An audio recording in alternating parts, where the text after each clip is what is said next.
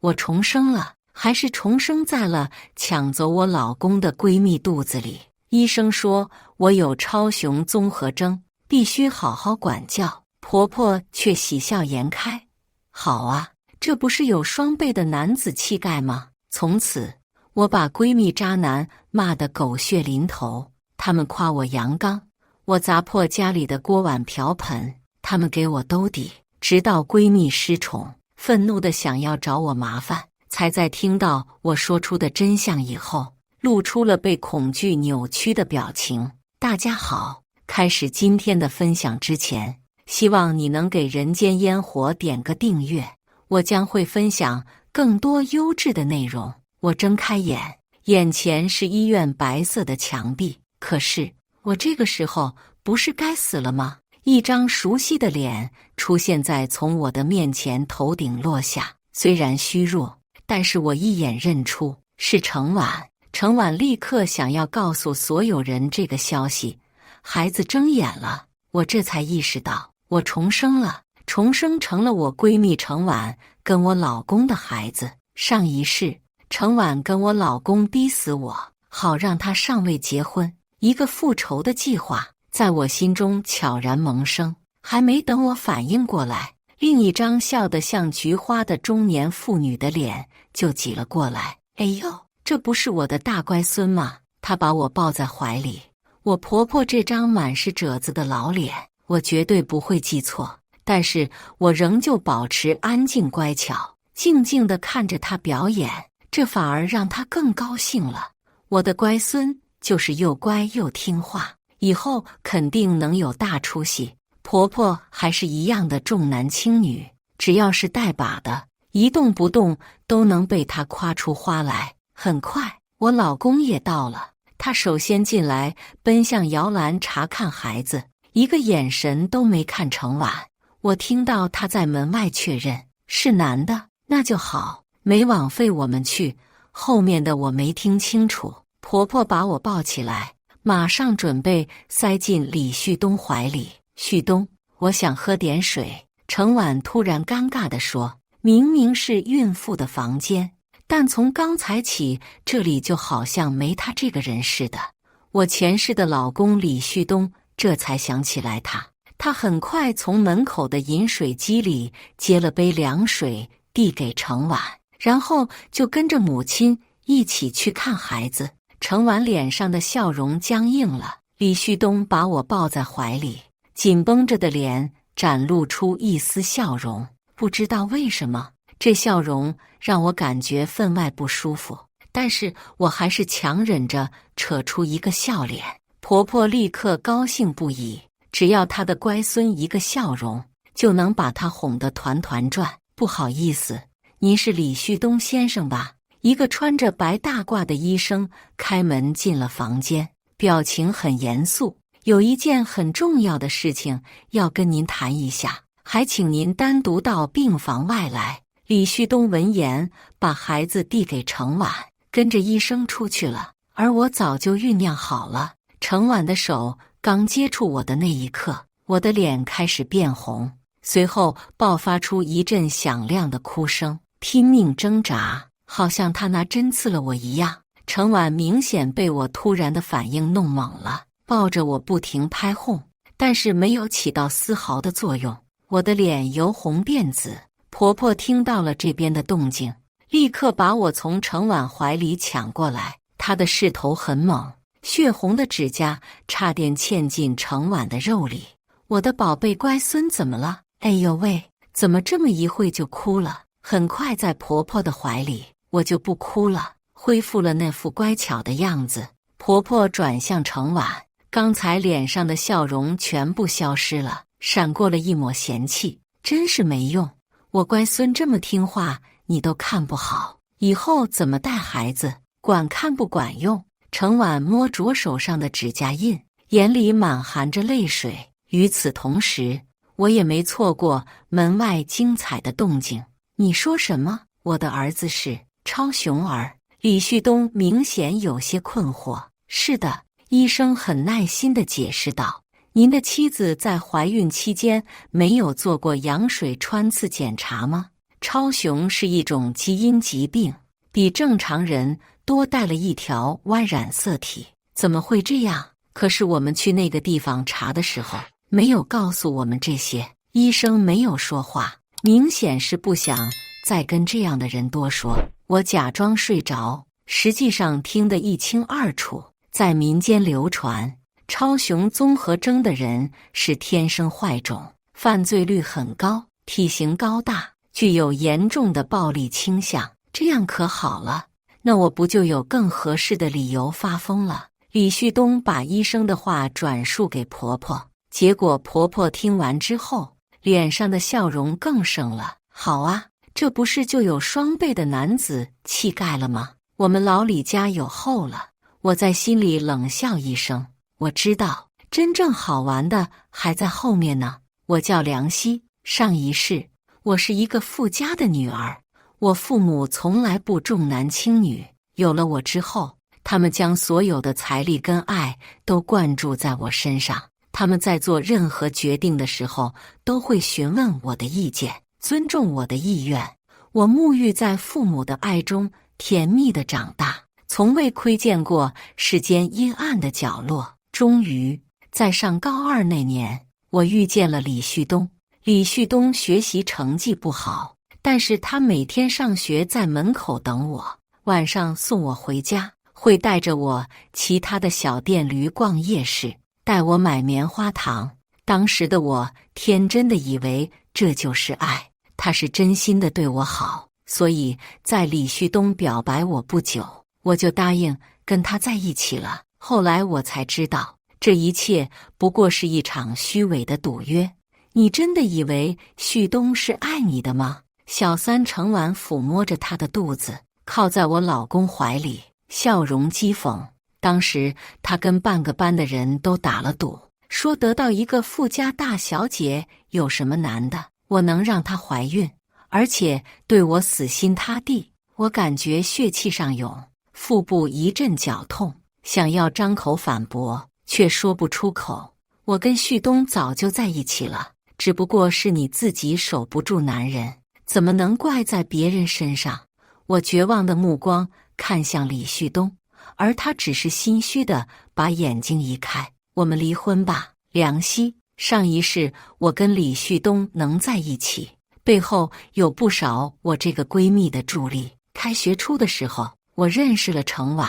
程婉跟我相处一段时间之后，夸我落落大方，脑袋聪明，每次考试都能拿前几名。之后李旭东追求我，要我逃课去跟他去夜市去 KTV 的时候，程婉也在怂恿我。高考有很多次，但是爱情只有一次，而且你那么聪明，少上2次课不会有什么的，我来帮你看着老师。在他们的糖衣炮弹下，单纯的我很快被哄得团团转，课程缺了一次又一次。最终我在高考时名落孙山。为了和李旭东一起工作，我拒绝复读，我只能离开家里，去投奔我选择的爱情。我们结婚了1年多，李旭东有好几次都在喝醉的时候问过我财产问题。西西，你父母打算什么时候把钱留给你，让你受这么多苦？我心里过意不去。我天真的认为他只是在乎我们的生计问题，立刻安慰他，我家里是独生女，我父母不会对我坐视不管的，而且我也去工作，不是能增加收入吗？自从跟了李旭东之后，我的住处就从别墅搬到了出租房，漂亮的衣服换成了洗得发白的工作服。我不再能在周末出去逛街，而是要在肮脏油腻的后厨洗碗，忍受那些不怀好意的目光。尽管如此，命运仍旧没有放过我。一天工作回来之后，我感觉阵阵作呕，思考片刻，我买了验孕棒测试身体，发现自己怀孕了。于是我跟公司请了假，刚想把这件事告诉我老公，然后就发生了上面的一幕。我关上门，还能听到屋子里说话的声音。他不会真的要和你离婚吧，旭东？那我和你的宝宝该怎么办？梁希不会同意离婚的，只要得到了这笔钱，我们立刻换一个更大的房子，让你安心养胎。你不会真的喜欢他了吧？我的心一片死寂，这些刺耳的声音在我心中划过，却起不了一丝波澜。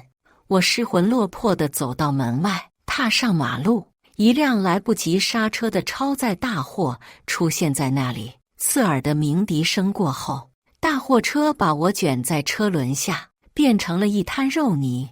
那一天的痛苦，我记忆犹新，而我也会让他们彻底偿还我。转眼间，我已经来到这里满30天了。婆婆说要给我大办满月宴，实际上也只是为了向亲戚朋友炫耀，她新得了一个大孙子。而程婉也终于出了病房，她想穿上自己最爱的一件旗袍，却因为产后身材走形，怎么也套不上。最后，她只能在婆婆的催促下穿了最难看的一件宽松的裙子。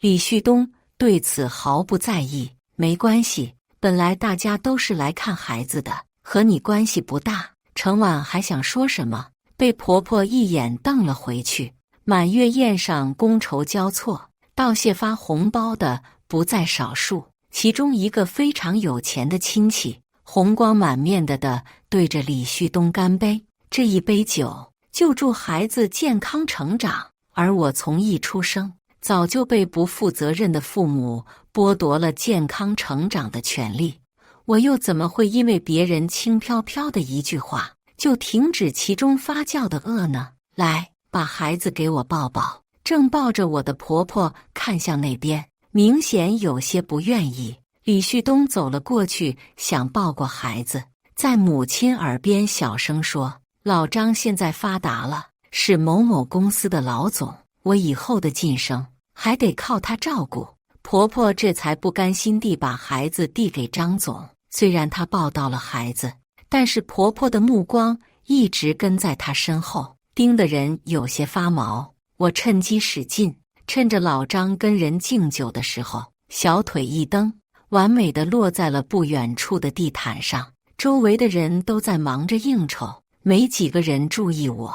而从婆婆的视角，老张直接把我摔在了地上。老太立刻发疯似的冲上去，撞开那些看热闹的宾客，把地上的我抢了过来，然后忍不住大吼：“都说了，双阳是我们家的宝贝，不让抱不让抱，偏要把孩子摔了，我的乖孙喽！”周围的宾客唏嘘一片，而老张更是脸色难看，李旭东的脸更是黑得的彻底。“阿姨，孩子这不是没事吗？”老张娓娓自己辩解，而婆婆咬紧了牙，叉着腰开始输出：“等孩子出事了就好了，是不是？我告诉你，我儿子不需要什么提拔，要是我大孙子出了什么事，我就上法院告你。”宴会最后不欢而散。李旭东事后嘴上起泡，打了好几个电话，最后都没有应答。事情还在继续发酵。我才刚刚出生没几个月，李旭东就已经厌倦了我的彻夜哭闹，找了个理由隐身加班去了。半夜他一睡觉，我就开始撕心裂肺的哭。婆婆几次推门进来，把程婉骂得的狗血淋头，全程她都不敢还嘴。终于一天，程婉忍不住在饭桌上问：“旭东，我照顾孩子太累了，你能不能早点回家？哪怕帮个忙。”“累什么累？每个女人都是这么过来的，每天在家这么清闲，不是在家买菜就是带孩子，每个月还给你钱，你还嫌累上了？而且我们双阳那么乖，照顾他本来就是你的本职工作，不想干你就不要在这里继续吃饭睡觉了。”双阳意思是2倍的阳刚。李旭东、李双阳这一家的男人倒是都阳刚得很。我扬着手脚，在摇篮里轻轻抚摸身边的婆婆，婆婆的慈祥目光快从她脸上的褶子挤出来。我的小手正抓着她的衣料暗暗使劲，她却仿佛毫无所觉般，这一家人的生殖崇拜让人发指，而这也将成为我发挥的空间。程婉瞪着婆婆，敢怒不敢言，拿你那双死鱼眼睛看我干什么？多看我2眼，也不会多给你几分钱。好吃懒做的东西，比起撒泼，她撒不过婆婆，只能把希望的目光投向李旭东。她现在跟李旭东已经领证，才算体验到了作为这种人妻子的苦处。时间久了，再美的珍珠也会变成榆木，而她也早就失去了撒娇耍泼的资格。她最爱的老公也只是含糊其辞，有什么累的？左右是做那些事罢了。程婉面含委屈，你们哪知道照顾孩子有多累？双阳总是半夜起夜，大半个月过去了，我没睡过一次安稳觉，月子里也没人伺候。婆婆大为光火，从饭桌上站起来，满脸轻蔑。我们农村的女人，一生完孩子就要下田种地，你是哪家的小姐，还要人伺候？坐月子的时候，我只不过吃了你一点东西，你就心疼的不行。难道我怀了10个月的孩子，就不能好好休息一下了？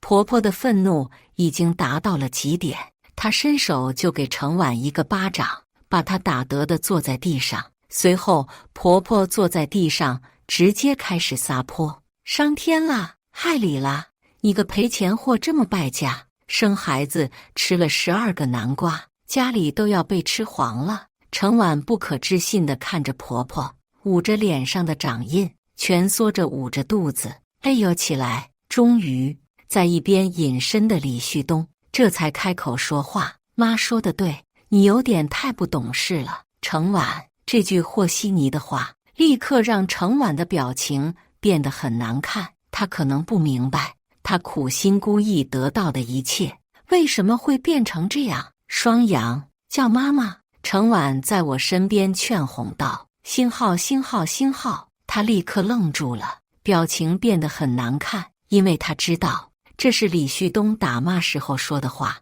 自从满月宴一别后，李旭东本来就薪资微薄的工作更是没了上升空间。不得志的他终于撕去了温情的外皮，开始打骂程婉。程婉的身上被掐得青一块紫一块，而且还是当着我的面。我此时已经重生了1年，目睹着这一切，我只是在心里冷笑着记住每句话。果然，李旭东的脸色变得不好看了起来，但是他绝对不会承认自己的错误。我乖孙说话了，婆婆刚才就在厨房做饭，明显是听见了我的声音，喜笑颜开地走过来。乖孙说得好，这样才对，男子汉从小就要有这种气势。于是我骂得更欢了：星号星号星号星号星号星号。我几乎是把他们在吃平时生活里学的那些脏污词汇都骂完了。婆婆把我抱起来，把一块糖塞给我。我微笑着看着程婉，后者的目光变得有些恐惧。我知道她怕的不是我，因为刚才惧怕婆婆的李旭东已经忍耐到了极点，目露凶光。但是还没等他开口说些什么，李旭东就阴着脸把他拉进屋，砰地关上了门。没过一会，屋子里就传来男人暴怒的声音和女人的哭声：是你故意交给他的是不是？就为了让我难堪？我管不了他，还掐不死你。这还是第一次李旭东下这样的么死手。好不容易熬到了我上幼儿园的那一天，程婉明显轻松很多，舒了口气。她早就没了当年当小三的气势，只要她慢待我一点，就会遭到丈夫和婆婆的责难。喂，我不要穿这个，我直接踢掉她好不容易给我穿上的鞋子。程婉咬着嘴唇，只能给我又换了一双。怎么穿个衣服都磨磨唧唧的。今天是双阳第1天上幼儿园，你再这么磨蹭，都要耽误了。婆婆不满地嘟囔，在旁边嗑瓜子，完全没搭手帮忙的意思。你快点！一会我还要去上班。李旭东不耐烦道。他自从晋升无望后，就慢慢缺勤慢班。我看到了他收到的开除通知，说是上班，他只不过是急着去麻将馆泡一天，才能享受一下刺激的快感。到了幼儿园里，代班老师是个普通的30多岁的女人，讲了几页书之后，就拿了一些玩具让小孩子们分。我分到了一个汽车，但是不是我最喜欢的颜色。我往四周看去，突然传来一阵哭声，一个小男孩抓住了小女孩的羊角辫，一边拽着一边嬉笑。你被我揪住辫子了，以后就要当我的媳妇。小女孩吓得哭泣不止。老师还不在眼前，我看见他另一只手拿着的汽车玩具，顿时悸从心来。我凭借着超雄的基因优势，长得本来就比其他孩子高大，往小男孩前面一站，像一堵墙似的。你的玩具给我，我要了。男孩愣了一下，撒开女孩的辫子，不甘示弱。这是我的，凭什么给你？他尖叫。我看着那个女孩已经跑远，才撸起袖子，直接冲着他面门就是一拳。小男孩稚嫩的鼻梁哪受得了拳脚冲击，他也没想到我上来就会动手，鼻血哗哗地流下来，他一下被吓哭了，嘴里嚎得山响。老师这才注意到，聚集过来把我们俩拉开。我还不解气，直接扑上去，在他胳膊上咬了一口，男孩手臂上留下5个渗血的牙印。老师这才明白过来，为了安抚我，把我们2个的玩具交换了。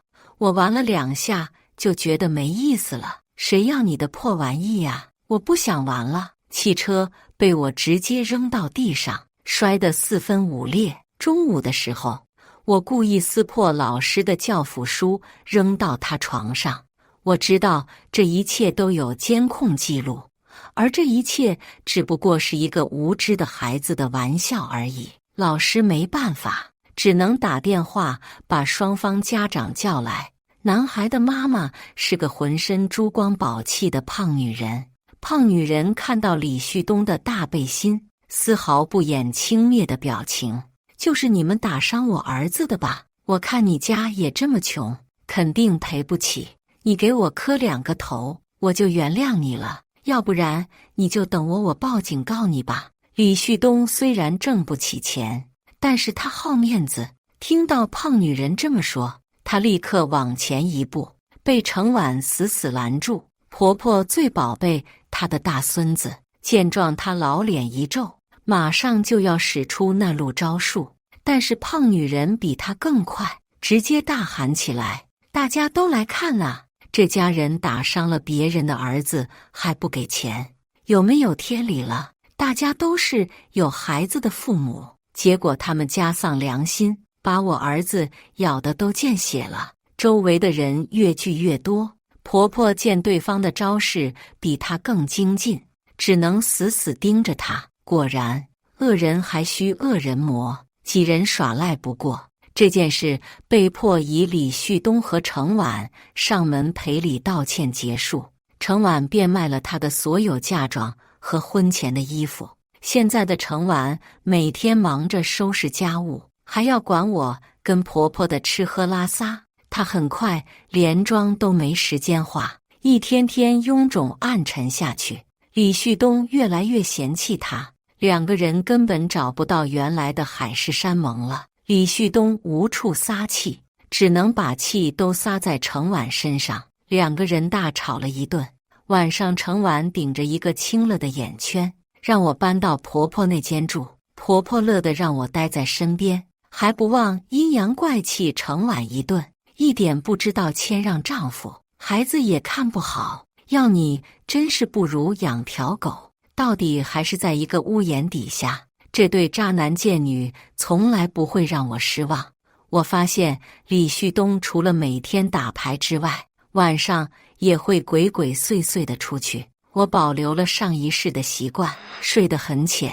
在他蹑手蹑脚回家睡着之后，我立刻翻看他的手机，果不其然，一个陌生的名字出现在微信好友里。优雪，出轨有了第一次，就会有无数次。我翻着他们的暧昧记录，脸上浮现出一抹冷笑。第二天，我立刻吵着要吃茶叶蛋，不然我就砸东西，成功把婆婆支开。李旭东没带手机，就急急忙忙去麻将馆打牌去了，估计那个小三也在那里。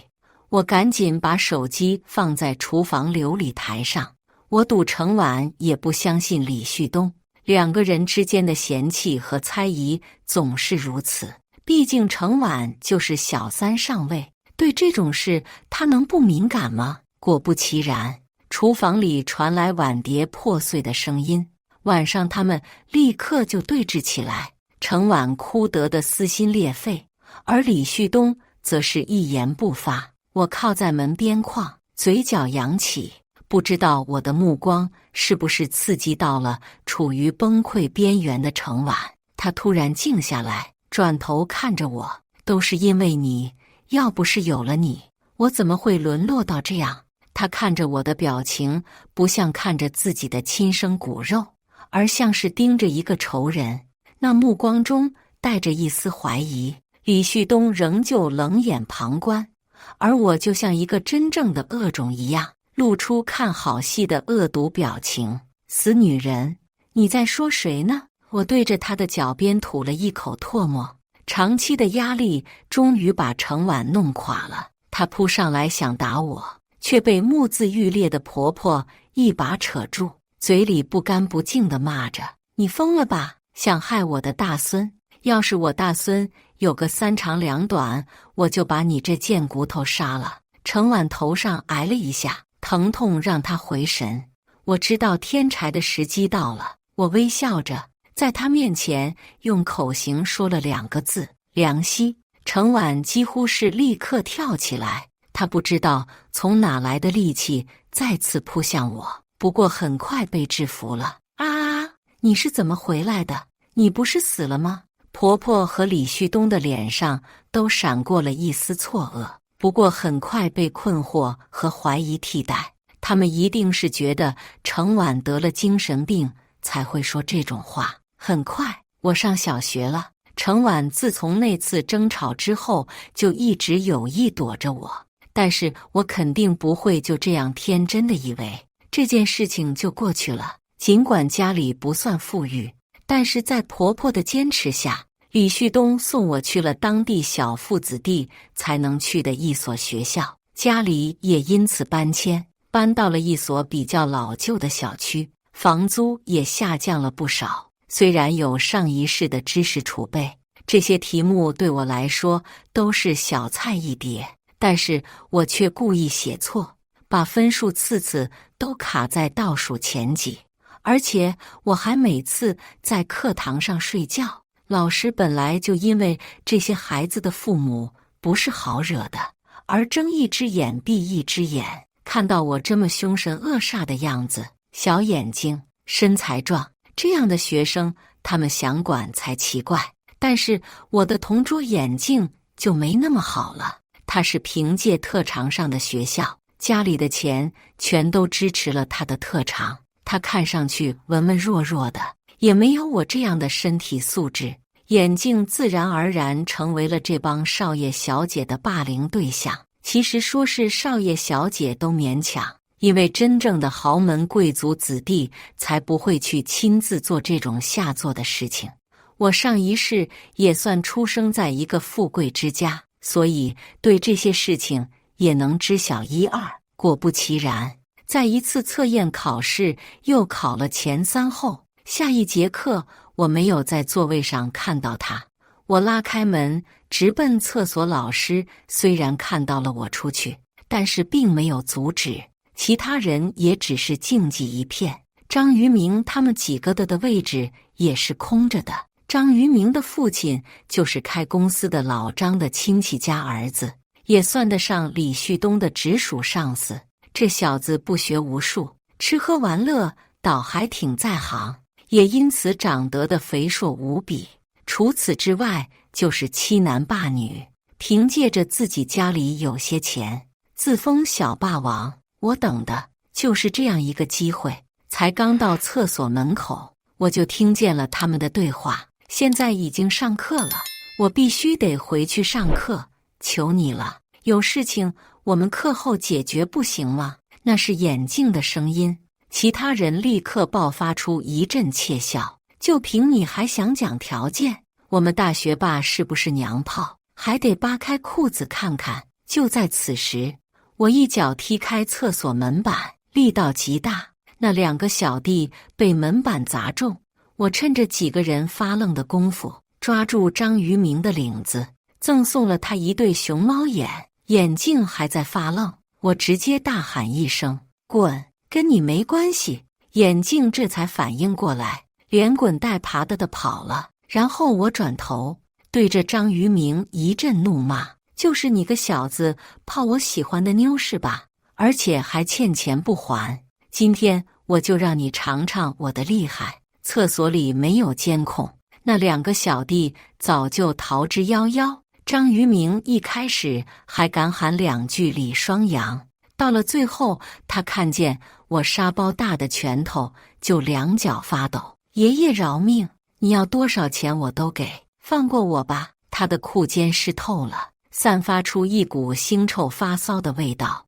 我立刻嫌弃地把他往马桶上一扔。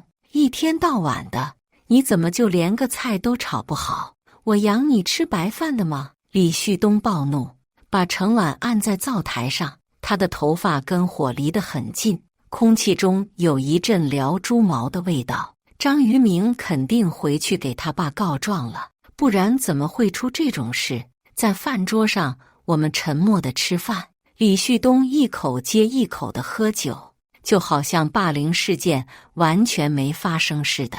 唯一的差别就是程婉身上增了许多新伤痕。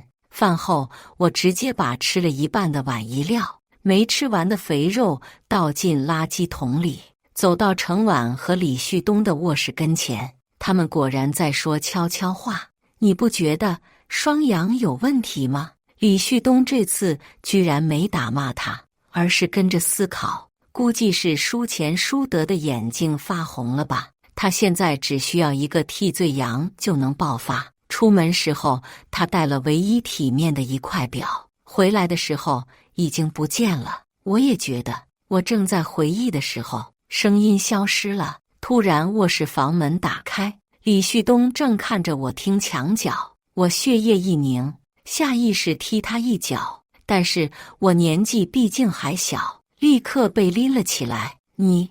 我就知道你有问题。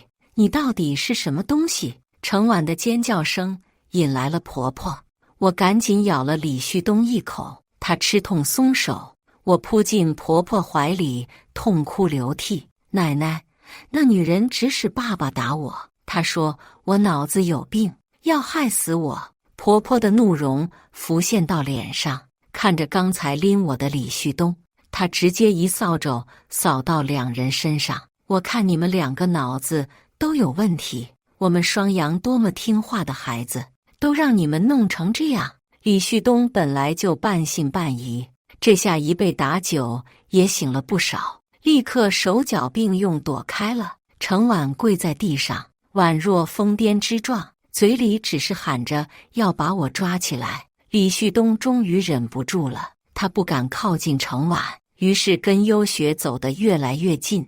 而这女人也不是个省油的灯，每次在这里，她都要留下一些属于自己的痕迹。你不知道，小雪，那个女人彻底疯了，就是一个孩子而已。这样的一幕多么熟悉呀！我穿上拖鞋去楼下，正好看到程婉拎着菜往家里走。我微微抬头，对着她指着楼上的方向，那边正挂着一件粉色的衣服。他也顾不上我是不是反应异常了，把菜篮丢在地上，发疯似的冲进去。我走到门口的时候，优雪已经穿上衣服了，就像她当年一样，靠在李旭东身边。现在就离婚，程婉喊着，似乎想哭他过去的人生，但是李旭东却不为所动。离婚可以，但是财产分割，程婉去了精神病院，从此家里只剩婆婆跟李旭东。我们辗转搬了几次家，优雪几次登堂入室，婆婆也只是默许。在她看来，任何女人都比精神病要强。李旭东的毒瘾越来越重，终于他经人介绍开始网赌，有一次赚回了几十万，让他红光满面。从此之后，他再没有看到过一眼家庭。他可以把我婆婆的镯子首饰全都变卖，豪赌一把。我知道，如果没有这个人的沉默和背叛，这一切都不会发生。我盯上了小区里新停下的一辆豪车，车主是一个中年男人，这人经常昼伏夜出，看来不是什么好惹的对象。我站在街边上，直接对他喊：“喂，给我支烟抽。”他不理我，只是冷笑一声，把烟头碾灭。还在吃奶呢，胡说什么？我满意的看着他手臂上纹的龙，故意气馁的走开了。等到白天，我从路边找了一块尖石头，悄悄跑到男人刚才下来的车旁边。我直接跳起来，掰下马野车标，然后用石头在车门车身上转着圈划，还在窗户上狠凿了2下，一边凿一边大声吵嚷：“让你不给我面子，去死吧！”男人身边跟着的小弟路过，脸上露出了惊讶的表情。我故意躲避着他们的寻找。不出1天，男人果真找上门来。优雪被吓得大叫，两眼一翻晕了过去。婆婆把我藏在床底下，死死捂住我的嘴。几个人把从麻将馆回来又输了一把的李旭东拖回家。李旭东就像没一个输红了眼的赌徒那样，把全部身家压在网赌上，最后的结果可想而知。他破产了，跟着他的富翁梦一起，而优雪也早就不知所踪。婆婆带着我回了老家，这里的重男轻女更加严重，女人基本不出门。于是我变本加厉地意识她。她一开始还想反抗，但是看见我面露凶光，身上都是打架的伤疤时，她还是选择忍耐下去。只要做的事情稍微不合心意，我就辱骂乃至殴打。毕竟他当初对我没有一丝怜悯。终于有一天，他在买菜的路上，由于劳累过度，躺在地上，口眼歪斜，从此目不能视，话不能言。看着床上这个枯瘦如柴的老人，他颤抖着伸手，似乎还想触碰我。他爱的并不是我，而只是一个抽象的符号，来自封建的世俗传统。他的爱也只不过是加害别人的产物，不知道包含了多少的血与泪，这也是埋葬我的囚笼。于是我没有选择回头，我重新把挑灯夜读的书温习一次，报考成人高考，把自己的人生路搬上本来应该走的轨迹。没过多久，李旭东的判决书发到了这里，他最后选择砍翻了收债机构的催债人。当所有人发现他的时候，他正窝在一间无比脏乱不到10平米的小屋子里，地上的血迹十分骇人，散发着绝望和死寂的气息。法律援助的律师没能减轻他的罪行，他将会在监狱了此残生。而我在判决下达的那一天，也重新获得了回到学校学习的资格。新的生活并不会因为复仇的结束而停止。我离开了这个让我痛苦的地方，一步步离开地狱之门。在一个下雨的天气，我打听到了在不远处的公墓间，父母的墓碑所在的地方。我对他们深深叩首，我毕竟辜负了他们的养育之恩，这并非是复仇可以得报。我出了公墓不久，拨云见日，阳光投射过云层，我将踏上真正的重生之路。